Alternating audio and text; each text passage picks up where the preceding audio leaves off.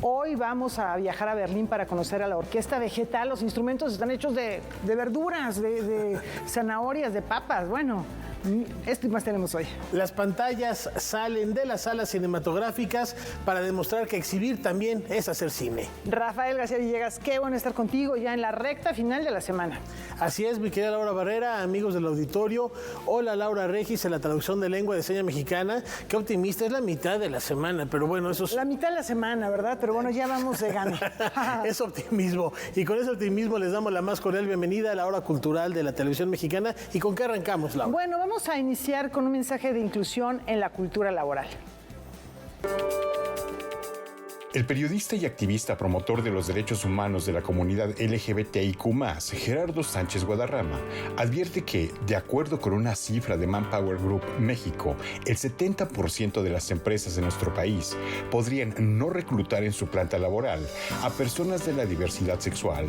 Lo anterior, señala el especialista, se establece como una cifra escandalosa. Las violaciones legales que eventualmente pueden ocurrir o están ocurriendo en realidad mientras estamos hablando hacia la población LGBTI que padece discriminación en el entorno laboral desde no ser contratados o contratadas o contratades, desde recibir hostigamiento al interior de las instituciones. Muchas personas de la comunidad LGBTI no abren su orientación sexual o su expresión de género de manera abierta por temor a tener algún tipo de represalia. Lo anterior culmina a las instituciones del Estado, medios de comunicación y a las empresas a cambiar no solo la cultura laboral, sino a advertir que detrás de esta exclusión hay implicaciones legales y violación de derechos concretos. Estas circunstancias violan todos los derechos fundamentales que engloba la Constitución política mexicana, ¿no? El derecho a la igualdad, el derecho a tener piso parejo para todas, todos y todes. Ese es como el básico. De ahí hay otro tipo de regulaciones que tienen que ver con la no discriminación. En fin, entonces hay un problema serio de no piso parejo, el cual hay que atender. Gerardo Sánchez Guadarrama imparte talleres de sensibilización a este respecto y ha desarrollado una metodología llamada semáforo LGBT-fóbico, una metodología de diagnóstico para medir la toxicidad y violencia social. Es un semáforo de alerta, estamos en números rojos y hay posibilidad de, por lo menos en el espacio laboral, si hay voluntad de hacer las cosas, de hacer un piso parejo armónico para todos, todas y todes, pues hay herramientas. Yo lo que les digo en los talleres de inclusión que impartimos en las empresas es la era de los derechos humanos es esta. Nunca antes habíamos tenido como especie organismos como la ONU, como la Comisión Interamericana de Derecho. Noticias 22, Víctor Gaspar. Bueno, y la diversidad también se hace presente en el CENART. Las artes se suman al Día de la No Discriminación. La ciudad no me pregunta a mí o a ti, vive la diversidad, esto es así. El 19 y 20 de octubre en el Centro Nacional de las Artes será el lugar donde grupos de música y teatro presentarán diferentes propuestas encaminadas a hablar de la diversidad y la inclusión. Esto como parte del Festival Sensibilizarte para la No Discriminación en la Ciudad de México. Desde 2019, el Consejo, en conjunto con la Secretaría de Cultura, hemos perfilado los festivales de octubre, mes de la cultura por la no discriminación, precisamente con esta idea de presentar cómo la diversidad suma en nuestra ciudad y precisamente apelar a que pues la diferencia enriquece nuestra comunidad y promover la inclusión. Me caes gorda, tú me dices. Me caes gorda.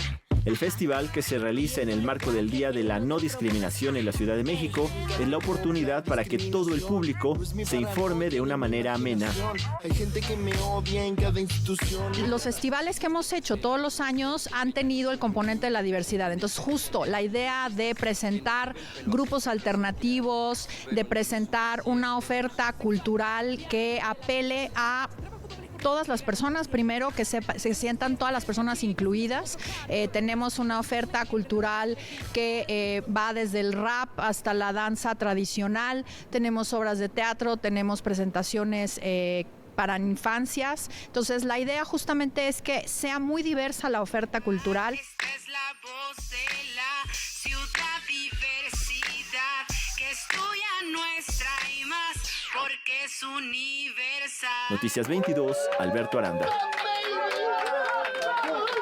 En otros asuntos, conozcamos más sobre la frágil y complicada relación entre economía, mercados y Estado. Esto lo haremos de la mano de una de las más reconocidas especialistas en la materia. La economista italiana Mariana Mazzucato, quien es reconocida internacionalmente como una de las mentes más influyentes de la ciencia económica contemporánea, visitó la Ciudad de México para reunirse con la presidenta Claudia Sheinbaum. Como parte de su estancia en la capital, la directora fundadora del Instituto para la Innovación y Propósito Público de la University College de Londres dictó una conferencia magistral en la UNAM. El evento, celebrado en el Auditorio Alfonso Caso de Ciudad Universitaria, estuvo encabezado por el rector Leonardo Lomelí Vanegas. Si algo nos ha enseñado la obra de la doctora Mazzucato es a revalorar el papel de complementariedad que deben de desempeñar la inversión pública y la inversión privada. Y en entender que para acometer los retos del siglo XXI necesitamos de un papel renovado del Estado, invirtiendo y coordinando esfuerzos. Antes de comenzar su presentación, la autora de libros como Misión Economía y El Estado Emprendedor se dijo feliz de regresar a la UNAM, donde estudió Economía Política en 1989. Posteriormente, expuso la necesidad de impulsar una nueva teoría y política económica para enfrentar los grandes desafíos de la actualidad y el porvenir, como la emergencia climática o el acceso limitado al agua potable. Los tipos de libros que he escrito, así como los artículos que he escrito, tratan de entender el capitalismo no como un sistema determinista, sino como el resultado de las decisiones que tomamos en las diferentes organizaciones y todas las organizaciones que hacen o componen la economía.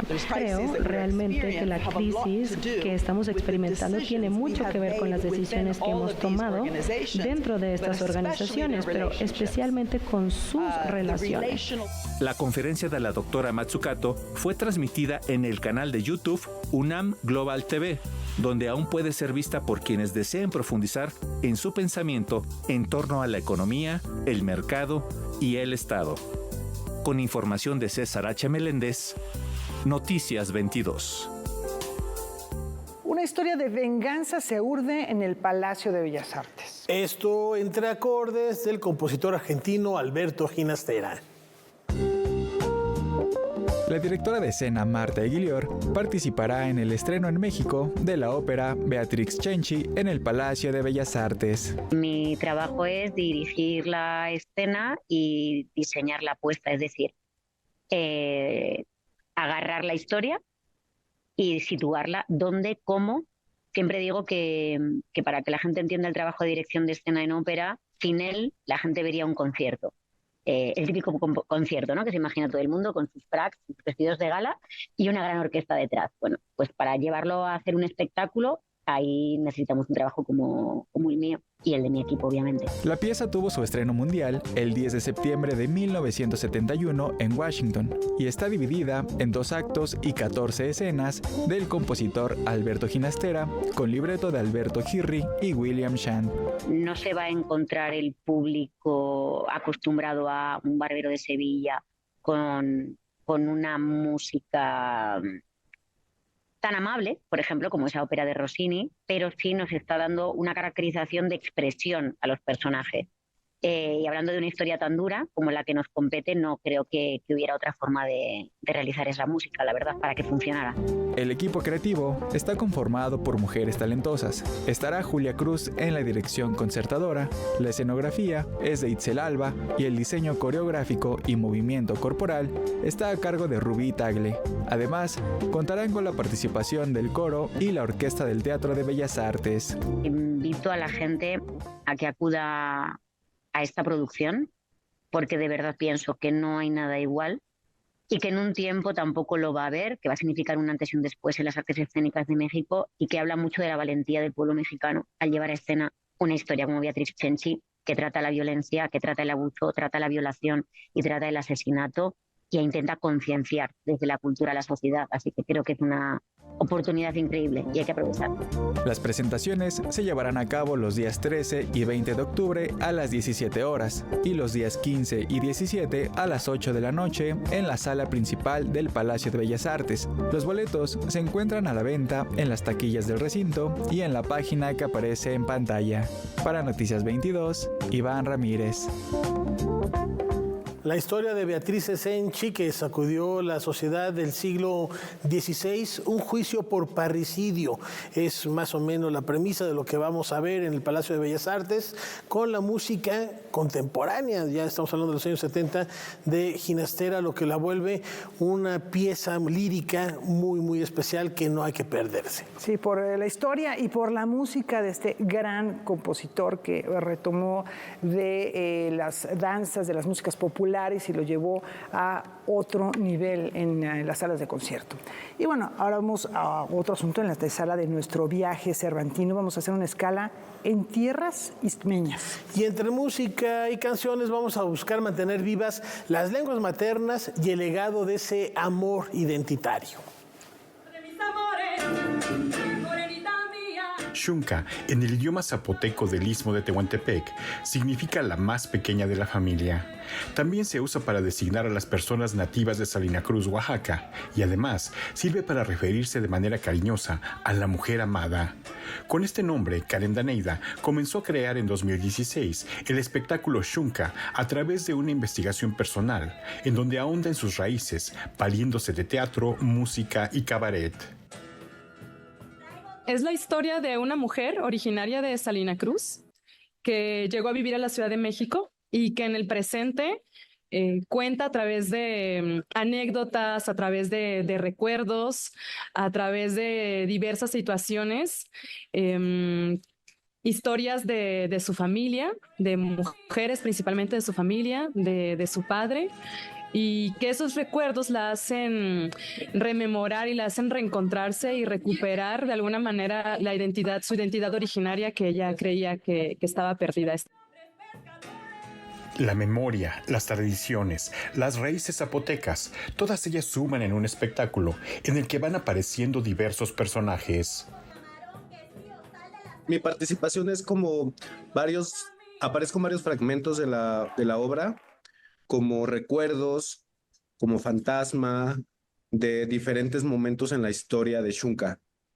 Entonces, en algunos momentos soy el padre que era un niño, un hombre que aparece en una fiesta, ¿no? Entonces, es una especie de personaje que cambia, que va mutando respecto a cada fragmento de la obra. Como una mujer del istmo, se llena de inspiración. Y lo del cabaret del amor, que yo decidí nombrar así el espectáculo, porque está aderezado, digamos, del cabaret, hay interacción por varios elementos, ¿no? Porque hay interacción con el público, porque también por el tipo de personaje que es Xunca, que es una mujer que en ciertos momentos llega a ser como que llega a tener cierta jocosidad y que también es muy sensual.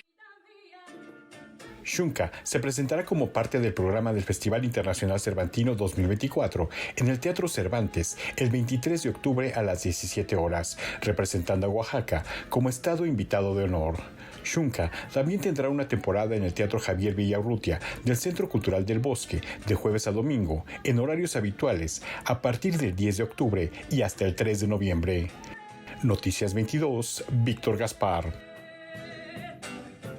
Vaya la importancia que es tener un sueño reparador. Claro que sí, podría fungir como sistema de drenaje para el cerebro.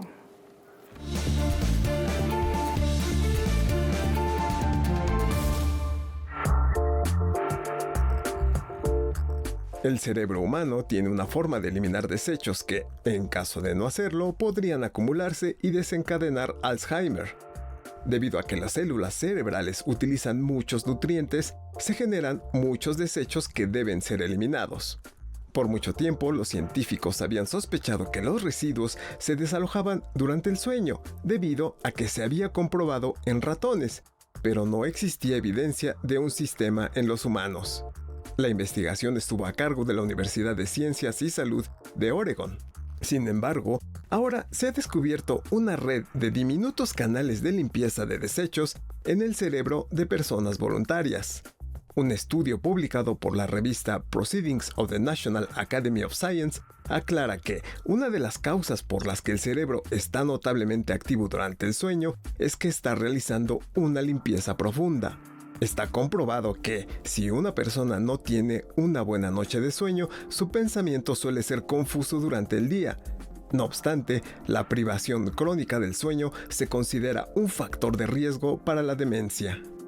El líquido cefalorraquídeo usa canales que rodean los vasos sanguíneos para llegar a lo profundo del tejido y movilizar los desechos hasta que salen del cerebro. Aunque aún no está claro con precisión cómo funciona esta red, se ha demostrado que la pulsación de los vasos sanguíneos ayuda a mover el líquido que limpia los desechos hacia la salida. Al inyectarse un líquido trazador en 5 pacientes que se sometían a una cirugía cerebral, a través de la resonancia magnética se detectó cómo entre 24 y 48 horas el fluido se movía por estos pequeños canales. Noticias 22. Ella es una mujer de música y su celebración resuena en el corazón de la Ciudad de México. La cantante española Sole Jiménez ofrecerá un concierto en el Teatro de la Ciudad Esperanza Iris para festejar 4 décadas de trayectoria musical. Hace un año y pico arrancó la gira celebración de los 40 años, mis 40 años en la música, y es lo que vamos a llevar con todo gusto a México, y realmente serán de los últimos conciertos que hagamos con esta preciosa gira que tan buenos momentos nos está haciendo vivir, y es lo que esperamos que ocurra en el concierto, porque el repaso de estos 40 años de música que yo he podido hacer me une a muchísima gente.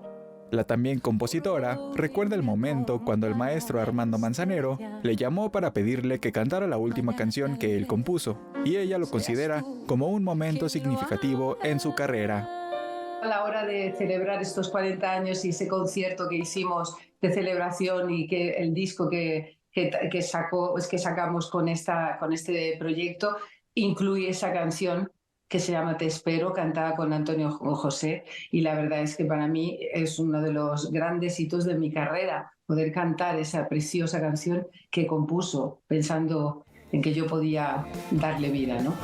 El repertorio será un recorrido sobre distintas etapas de su vida, y también interpretará canciones de su proyecto artístico Mujeres de Música.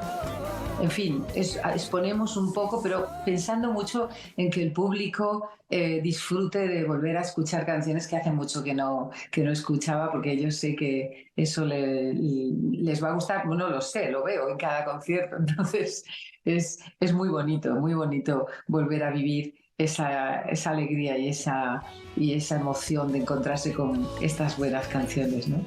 Sole Jiménez se presentará el 15 de noviembre en el Teatro de la Ciudad Esperanza Iris a las 20 horas. Los boletos están a la venta en la taquilla del recinto y en la página que aparece en pantalla. Para Noticias 22, Iván Ramírez. Esta fiesta es para reconocer a aquellos creadores que han hecho de la letra y la música el medio para describir todas nuestras emociones. El próximo 16 de octubre se realizará la 20ª entrega de los premios SACM, con la cual se reconoce la trayectoria y creatividad de los compositores. El gran objetivo de esta premiación, cuando se creó hace 20 años, no fue única y exclusivamente pensar en ganadores, en quiénes son los mejores o cuál fue la canción de mayor éxito. No, se pensó en el reconocimiento del trabajo creativo de los autores, en el esfuerzo, en la lucha de aquellos que cumplen 25 años como autores o 50 años como compositoras y compositores. En esta edición, los ganadores serán Martín Urieta, Roberto Belester, Alejandro Avaroa, Mario Puparo, Teodoro Bello, Luis Jaime Cortés, Santa Benit y Fite.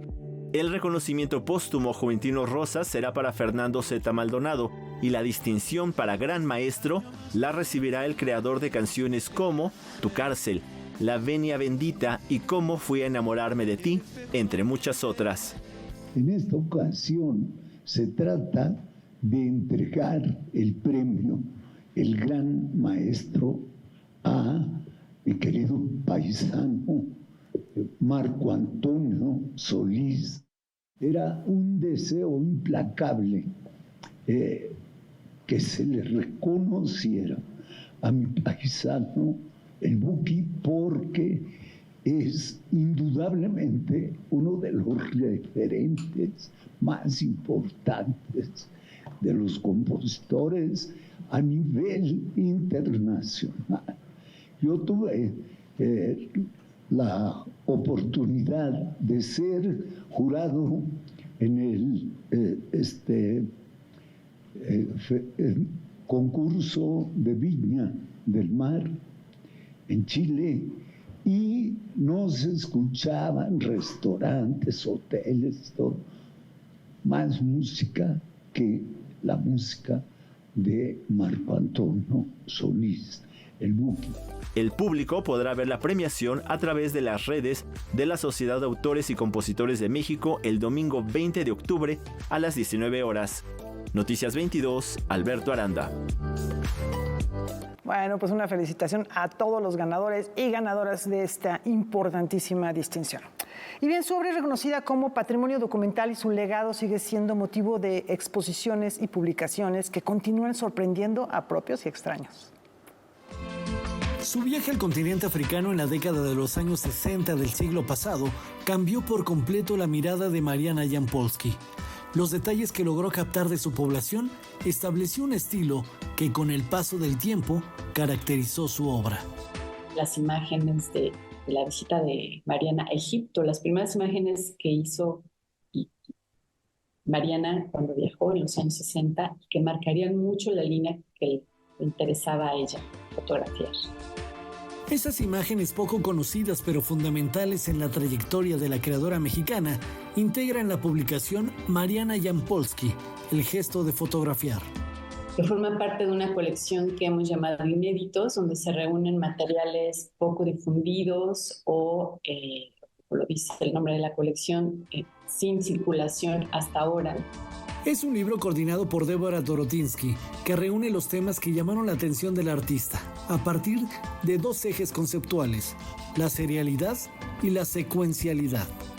Hay temas que son del interés, como te decía, de Mariana Jampolsky, que tienen que ver con la arquitectura, en este caso la arquitectura vernácula, con los retratos, con la vida cotidiana, y en todos esos temas el resultado es un libro con ensayos más o menos de extensión breve, que tienen la autoría de Eugenia Macías, de Rebeca Monroy, de Abigail Pasillas, de Annelina Manet, Sol Rubín, David Fajardo y la propia Débora Dorotinsky.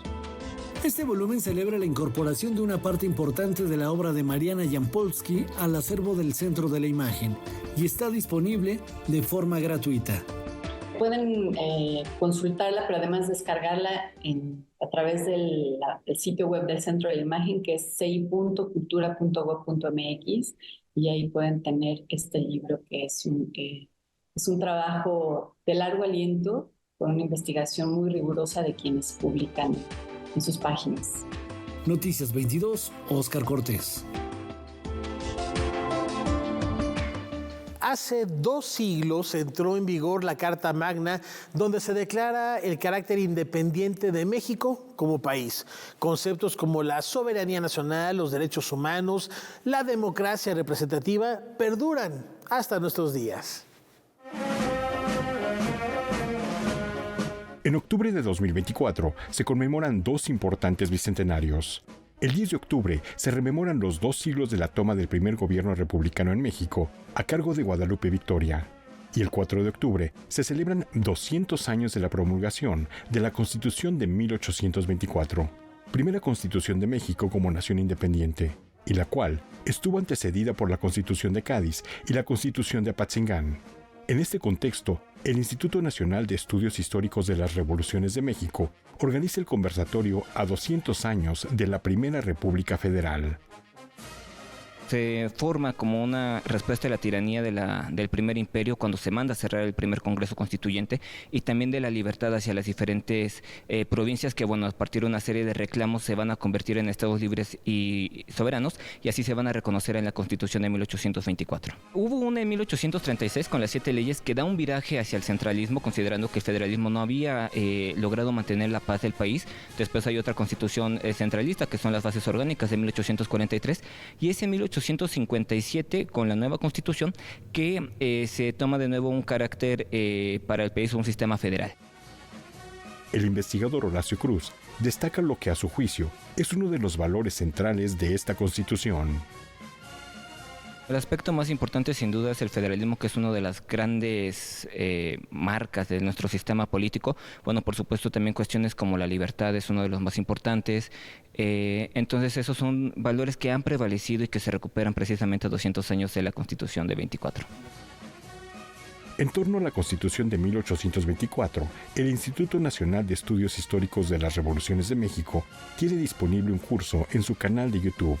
Y como parte del conversatorio, el jueves 10 de octubre se llevará a cabo la presentación del libro El Nacimiento de la República, México 1821-1824.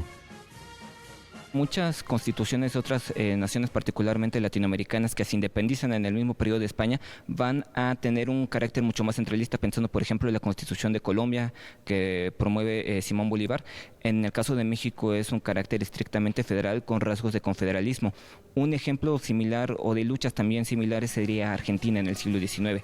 En ese sentido destaca por una parte el carácter federal de la Constitución, de la primera Constitución mexicana, y por otro lado también los diferentes mecanismos que se van a imponer al Ejecutivo para intentar controlarlo, pensando sobre todo en un temor a la tiranía. El conversatorio a 200 años de la Primera República Federal se lleva a cabo este 9 y 10 de octubre a las 17 horas de manera presencial, con transmisiones a través del canal de YouTube del Instituto Nacional de Estudios Históricos de las Revoluciones de México. Noticias 22, Víctor Gaspar.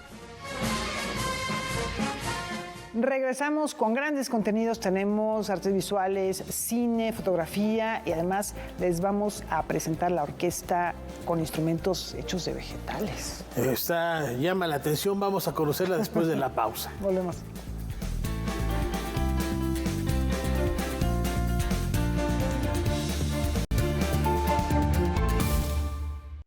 A continuación les vamos a presentar a un grupo de artistas que ha revolucionado el concepto de música utilizando instrumentos poco convencionales. El arpa de apio, el violín de puerro, la flauta de zanahoria son algunos de sus instrumentos fabricados por esta orquesta vegetal antes de cada concierto. Su ingenio y originalidad han atraído y cautivado audiencias de todo el mundo a lo largo de sus 26 años de existencia. Nos conectamos con Evelyn Alemán de nuestro canal aliado Deutsche Welle en Berlín para que nos cuente más acerca de esta orquesta única en el mundo. Evelyn, adelante, te escuchamos. Saludos al estudio y a nuestros amigos televidentes. The Vegetable Orchestra, la orquesta vegetal, es una propuesta musical que desafía las convenciones y redefine la relación entre el arte, la naturaleza y la creatividad. Fundada en Viena, Austria en 1998, esta agrupación utiliza vegetales frescos como instrumentos musicales para crear sonidos y ritmos que van desde el jazz y el pop hasta la música electrónica. Cada uno de sus 11 miembros es tanto músico como artesano, ya que ellos diseñan y construyen sus propios instrumentos a partir de zanahorias, calabacines, pepinos, pimientos y otros vegetales, tallándolos y afinándolos para producir una amplia gama de sonidos. Cada presentación de la orquesta es única, ya que los sonidos dependen de la frescura y las características de los vegetales disponibles en cada lugar. Antes de cada concierto, los músicos buscan cuidadosamente los vegetales en mercados locales, eligiendo aquellos que ofrecen las mejores cualidades sonoras. Desde hace 26 años, la Orquesta Vegetal ha actuado en escenarios de todo el mundo. Sus conciertos son experiencias multisensoriales que invitan al público a experimentar las creaciones musicales de esta singular orquesta y sus instrumentos, a la vez que enfatizan la conexión entre el arte y el entorno natural. Entre los eventos más importantes en los que la Orquesta Vegetal ha participado se encuentran festivales internacionales de música y arte contemporáneo, como el Wien Modern en Austria, el Sonar en España y el Copenhagen Jazz Festival en Dinamarca. Los conciertos de la Orquesta Vegetal buscan también destacar la importancia de la sostenibilidad y el uso consciente de los recursos. Al final de sus conciertos, los instrumentos son utilizados para hacer una sopa que se comparte con la audiencia, cerrando así el ciclo de vida de los vegetales y convirtiendo el evento en una experiencia que combina lo artístico con lo gastronómico. Ha sido un placer acompañarlos. Me despido con un cordial saludo desde Berlín. Evelyn Alemán de DW. Muchas gracias, Evelyn. Y al igual que esa sopa que queda después del concierto, este premio Nobel tiene también muchas proteínas. Este miércoles se otorgó el Premio Nobel de Química al estadounidense David Baker por el diseño computacional de proteínas, así como al británico Demis Hassabis y al estadounidense John M. Jumper por la predicción de la estructura de las proteínas empleando inteligencia artificial. Las proteínas controlan y dirigen todas las reacciones químicas que, en conjunto, constituyen la base de la vida. Pero también funcionan como hormonas, sustancias señalizadoras, anticuerpos y son los componentes básicos de diferentes tejidos. Las proteínas están formadas por 20 aminoácidos distintos que son los componentes básicos de la vida. David Baker fue pionero al estudiar estos componentes para diseñar una proteína nueva que no se parecía a ninguna otra. A partir de su trabajo, un grupo de investigadores han producido proteínas que se pueden utilizar como fármacos, vacunas, nanomateriales o sensores diminutos. En el caso de Demis Hassabis y Jumper, presentaron un modelo artificial para predecir la estructura de las 200 millones de proteínas identificadas hasta hoy.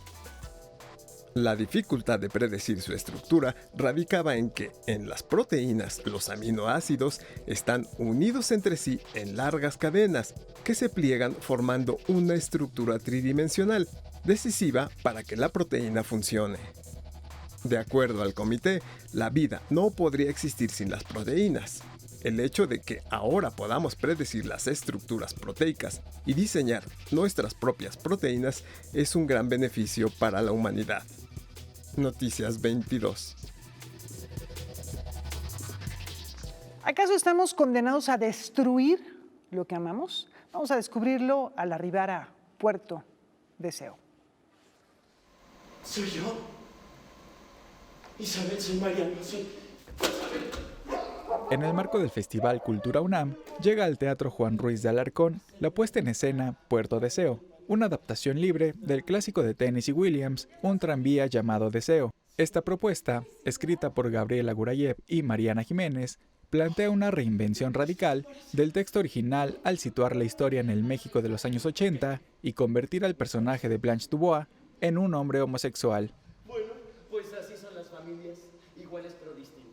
Justo, un clásico lo que tiene es universalidad y permite reorganizar todas las narrativas a partir de las nuevas preguntas que nos hacemos. La generosidad de estos grandes personajes y de la pluma de Williams es que pueden ser revisitados o revisitadas desde múltiples perspectivas. Me hubiera gustado vivir de algo que hiciera mis manos, pero fracasé.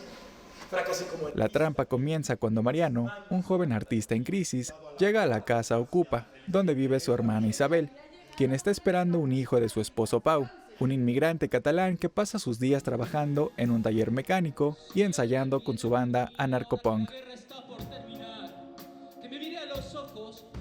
Este personaje, claramente inspirado en el Stanley Kowalski de Tennessee Williams, es otra de las aportaciones de la obra, pues las dramaturgas le han dado un trasfondo ideológico que no tiene el personaje original. Es un antagonista con mayor horizontalidad, ¿no? Digamos que él también, de alguna manera, está atravesado por la precariedad de una sociedad que exige productividad. El equipo creativo trabajó en este proyecto durante más de 5 años, cuestionándose constantemente sobre los sistemas de poder, los esquemas cerrados de una sociedad capitalista y patriarcal y el origen de las violencias que permean la vida íntima de las personas. Verde viento, verde ramas, verde guacamole. ¿Por qué destruimos lo que amamos? ¿Por qué se anida la violencia en los lugares de intimidad en donde las personas deberíamos cuidarnos y respetarnos? Los boletos pueden adquirirse en la taquilla del Teatro Juan Ruiz de Alarcón y en línea. El costo es de 150 pesos con 50% de descuento para alumnas, maestros y exalumnos de la UNAM. Vamos a estar hasta el 24 de noviembre en temporada. De jueves a sábado las funciones comienzan a las 7 y el domingo a las 6. ¡No! ¡La felicidad está aquí, en el astro Tierra! Con información y texto de César H. Meléndez, Noticias 22.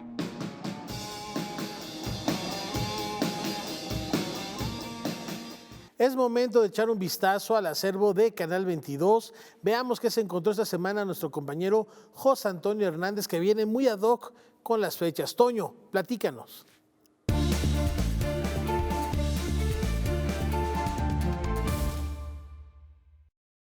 ¿Qué tal, Rafa, Laura? Muy buenas noches. Pues como estamos a días de que inicie el Festival Internacional Cervantino, aquí en la biblioteca del Canal 22 encontramos una entrevista que le hicieron al maestro Emilio Carballido en el año 2000, ahí en un programa especial donde hablaba de los antecedentes precisamente del Cervantino. Acompáñenme a ver qué dijo en ese entonces. Esto atrajo una cantidad de periodismo y fue bien manejado por la universidad y por Ruelas. Entonces, a mí me interesa mucho como el fenómeno de un montaje teatral que resucita la vida económica de una ciudad. El Festival Internacional Cervantino dará inicio el próximo viernes 11 y concluirá el 27 de octubre de 2024. Guanajuato era un lugar abandonado, miserable, estaba en la pobreza y el polvo. Entonces, gracias a los entremeses, empezó a llegar una corriente de turismo cada vez más grande y más interesada en ver los entremeses allí al aire libre en la Plaza de San Roque. Y después de esto se creó el festival. El maestro Carballido participó desde las primeras ediciones, siendo como hasta la fecha uno de los eventos culturales más importantes a nivel nacional e internacional.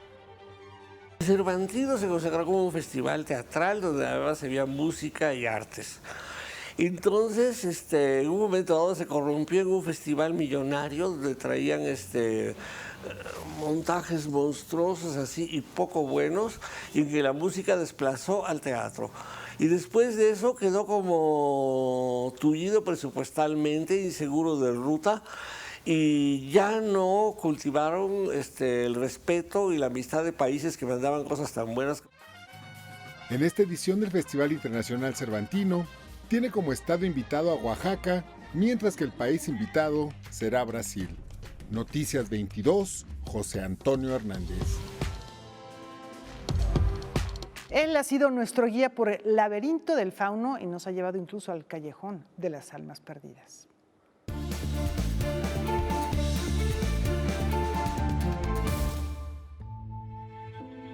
Guillermo del Toro es un reconocido director, productor y guionista mexicano, quien nació el 9 de octubre de 1964 en Guadalajara, Jalisco, conocido por su visión y pasión única por la fantasía, la ciencia ficción y el terror.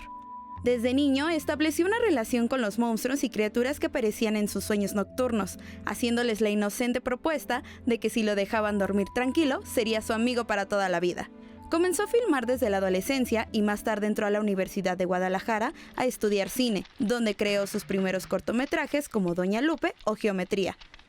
Es fundador del Festival Internacional de Cine en Guadalajara y de la mano del patronato del propio festival y los recursos que aporta la Fundación Mary Street Jenkins, creó la beca Jenkins del Toro. Con el propósito de fomentar el desarrollo del arte cinematográfico mexicano e impulsar a esta industria como un punto de desarrollo cultural, artístico, social y económico en nuestra nación. Sus primeros trabajos en el medio los hizo en televisión como director y escritor de varios capítulos de la serie La Hora Marcada, a finales de los años 80 y principios de los 90. Su ópera prima fue Cronos, una película sobre los efectos de un dispositivo que otorga la inmortalidad, la cual ganó 9 premios Ariel, incluyendo Mejor Película y Mejor Director. En 1997 hizo su segundo largometraje Mimic, con el que se abrió las puertas en Estados Unidos al ser su primer trabajo producido en ese país. En los trabajos de Del Toro, a menudo incorpora elementos de la mitología e historia mexicana, como en El laberinto del fauno, que incluso le valió ser galardonada con 3 premios Oscar y 7 premios Goya. Para él, los monstruos son metáforas de la condición humana, explorando temas como la identidad, la exclusión y la aceptación, como lo hace en La forma del agua, que cuenta con más de 90 reconocimientos a nivel mundial. Sin duda, Guillermo del Toro es un cineasta que ha fusionado su amor por la cultura mexicana con su fascinación con lo sobrenatural, creando un universo cinematográfico único y emocionante para todo tipo de público. Para Noticias 22, Carolina Martínez. Un fuerte abrazo al maestro Guillermo del Toro en su cumpleaños, recomendaciones de las series Gabinete de Curiosidades y por supuesto las series animadas Troll Hunters en todas sus versiones, todas sus temporadas. Y las pantallas cinematográficas salen de las salas en busca de público porque exhibir también es hacer cine. Por tercera ocasión en la región del Bajío se abre una ventana para conocer y disfrutar del cine mexicano independiente. La organización cultural Cine La Mina, en su labor por promover el séptimo arte, realiza el programa Exhibir también es hacer cine. Llevar cine mexicano y cortometrajes guanajuatenses a espacios en los que generalmente no llega esta oferta cinematográfica, tanto dentro del municipio de Guanajuato y también llegamos a otros municipios. Nos gusta pensar en el encuentro con el público. Es por eso que nosotras vamos a los lugares a encontrarnos con estos públicos diversos. Ya no tanto es vengan a nuestro espacio, sino nosotras salimos con nuestra pantalla. Este año los municipios serán Dolores Hidalgo, León, Francisco del Rincón, Irapuato y Celaya, además de Guanajuato. De acuerdo con Leslie Borsani, el programa con 11 largometrajes tiene como eje fundamental retratar de alguna forma la realidad de las comunidades que se visitan. También por eso se ha hecho como un vínculo muy fuerte con los espacios y con las personas que habitan en él. Me gustaría mencionarte la alianza que hacemos con Amnistía Internacional y Plataforma por la Paz, porque nuestro programa incluye 3 funciones de la mano de colectivas de buscadoras de personas desaparecidas. Hasta encontrarnos, Retratos de una búsqueda y Noche de Fuego son algunos de los títulos en el programa. La exhibición incluye además La Mina en corto, donde, como su nombre lo señala, se presentan una serie de cortometrajes. Que se abre una convocatoria gratuita, sin costo para los realizadores, y buscamos cortometrajes de duración máxima de 10 minutos que se hayan hecho en Guanajuato o que hayan sido filmadas por gente originaria de Guanajuato o que habite de Guanajuato. En suma, se impartirá un taller especializado en exhibición cinematográfica. La tercera entrega de Exhibir también es hacer cine se realizará hasta el 10 de noviembre. Para Noticias 22, Rodrigo Peredo. Aquí muchas incógnitas van a quedar despejadas. Vamos a conocer un poco lo que implica trabajar en la industria fílmica. El Fideicomiso para la Promoción y Desarrollo del Cine Mexicano en la Ciudad de México, en alianza con la Universidad Autónoma de Querétaro, acaba de publicar el libro Trabajar en la Industria Fílmica, Experiencia Laboral y Costos Subjetivos, un estudio sin precedentes que responde a la urgencia de recabar y sistematizar información cualitativa y cuantitativa sobre las condiciones laborales de quienes participan en el medio cinematográfico de la capital. Es la primera investigación que trata de entender cómo funciona a nivel de diferentes tipos de violencias la industria audiovisual en este país, ¿no? Da pie para avanzar en ese sentido y mejorar las condiciones tanto laborales, volver más dignos la cuestión laboral en los trabajadores del medio audiovisual, como también prevenir la violencia de género y otro tipo de violencias. La publicación comenzó a gestarse cuando las cineastas mexicanas Aiko Alonso y Claudia Garibaldi, directoras de La Gremia, Red de Mujeres en el Cine y la TV, se acercaron a Procine Ciudad de México para proponer la sistematización de información sobre las condiciones laborales que imperan en la industria audiovisual. Nos acercamos a Procine con esta inquietud de crear un tabulador para dignificar nuestro trabajo, ya que en el medio audiovisual hay un sentimiento de injusticia no solamente en los tabuladores, en cómo cobramos, sino en todas las dinámicas que se establecen por el trabajo independiente. Mediante entrevistas a profundidad y la aplicación de una encuesta titulada La industria cinematográfica, trayectoria y experiencia laboral, que contestaron más de 500 personas, la investigación arrojó luz sobre las estructuras y prácticas que se recrean en el medio audiovisual y que producen situaciones consideradas como injustas y violentas. Aquí un dato es que quienes expresan que hay un ambiente tóxico dentro de los lugares del trabajo son 74% en mujeres quienes expresan esta idea, y bueno, el resto hombres. Es una gran brecha. El libro está disponible para su consulta en el sitio web del Fideicomiso para la Promoción y Desarrollo del Cine Mexicano en la Ciudad de México. Noticias 22, César H. Meléndez. Estos indicios dejan al descubierto un muy oscuro panorama del tráfico de órganos. La fotógrafa mexicana Adriana Calatayud partió de la investigación científica. Se sumergió en los datos para después vivir la experiencia y documentar las historias que fue descubriendo mientras investigaba sobre el tráfico de órganos. El resultado de este seguimiento forma parte de la exposición Indicios. Es un trabajo de investigación, hay que decirlo, un trabajo fuerte, de trabajo de campo, de entrevistas, de ir a los lugares, de empezar, ¿no? Por eso el tema de indicios, porque nos va a mostrar entrevistas, red, cifras de cosas y de un tema que creo que no podemos no ver o no voltear a ver cuando en nuestro acontecer histórico lo estamos viviendo, ¿no? Que es el tráfico de órganos, y la premisa de Adriana es el tráfico de órganos en migrantes.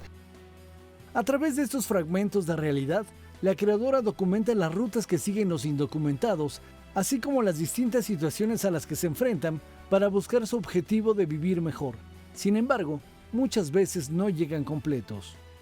De pronto ves las cifras y creo que el trasplante de órganos es un tema de salud muy complicado, y en este caso hablar sobre el tráfico de órganos aún más. Entonces yo al ir trabajando con Adriana y ver las cifras decía, híjole, 62% son mujeres y niñas, ¿no? Entre el 12% viene del tráfico de mercado negro. Entonces son cifras que pues sí nos atrapan y sí nos lleva a pensar qué está pasando con el sistema político, social, médico, y toda esta trata en una de tesis y de preguntas que lanza la fotógrafa, que pues sí nos lleva a pensar y a cuál es nuestro panorama y radiografía del país en este momento, ¿no? Van a encontrar aquí bitácoras de trabajo de ella, entrevistas que hace a diferentes personas, tanto migrantes como gente que ha estado apoyando y cuidando a las caravanas. Van a encontrar los mapas de esta red migratoria, tal vez Oaxaca, Michoacán, cómo van atravesando. Van a encontrar sí fotografías muy cuidadas de fragmentos de piel, pero que fueron tomadas de personas vivas, que permitieron que Adriana las fotografiara, y que ella de ahí parte para decir la piel es el indicio y es el testimonio de cualquier problema que podamos atravesar los seres humanos, y esto finalmente es una reflexión. Indicios permanecerá hasta el 10 de noviembre en el Museo Archivo de la Fotografía. Noticias 22, Óscar Cortés.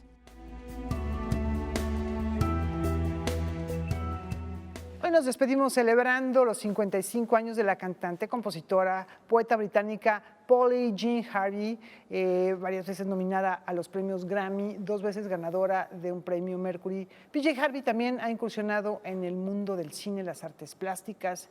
Es una mujer sumamente talentosa y bueno, pues toca muchos instrumentos. Multiinstrumentalista. Muy bien dicho, ¿cómo? Multiinstrumental, ya tampoco pude. Multiinstrumentalista, toca el saxofón, que es uno de sus instrumentos favoritos. Piano también, arpa. Piano, y ha incursionado por lo mismo en varios géneros musicales y hoy celebramos sus 55 años. Buenas noches.